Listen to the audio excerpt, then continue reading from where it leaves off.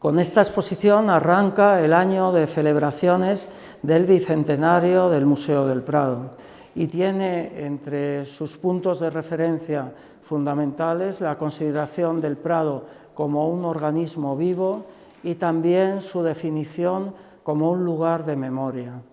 Y propone un recorrido a la historia del Museo del Prado organizado en 8 etapas, de las cuales 7 son de carácter cronológico. Y tiene 2 puntos de partida fundamental. El primero es la consideración del museo como un organismo vivo, un organismo que va creciendo a lo largo del tiempo, que se encuentra con dificultades, que tiene que ver cómo resuelve esas dificultades, un organismo que se va enriqueciendo también en términos de obras y en términos de espacios, y un organismo que constituye también un lugar de encuentro y un lugar de diálogo. Y entre esos diálogos la exposición especialmente llama la atención sobre el que han ido manteniendo los artistas contemporáneos desde el siglo XIX hasta nuestros propios días. El Museo del Prado es lo que uno de esos artistas, Charles Ricketts, definió en 1903 como un museo para los pintores,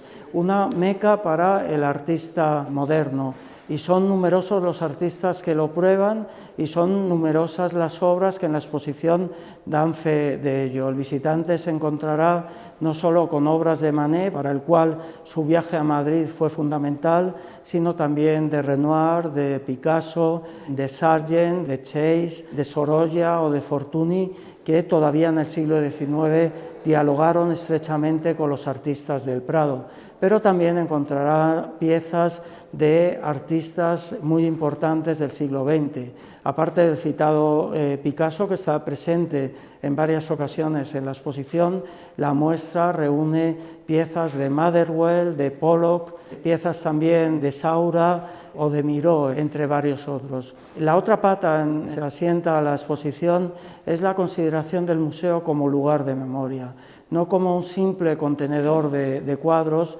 sino como lugar que ha generado numerosas reflexiones más allá de la historia del arte, reflexiones acerca de nuestra propia historia, de nuestra identidad como sociedad, también reflexiones desde un punto de vista internacional, ¿no? Hay una frase de una persona muy vinculada sentimentalmente al Prado, como fue Ramón Gaya, un pintor y ensayista que en 1953, desde el exilio, escribió un pequeño ensayo sobre el museo, Roca Española, y allí escribe casi literalmente: desde lejos, porque él se encontraba en el exilio, el Prado se presenta nunca como un museo, sino como una especie de patria, dando a la palabra patria el sentido de lugar que provoca sentimientos de pertenencia. Y esa idea de institución que a lo largo de toda su historia ha ido provocando sentimientos de pertenencia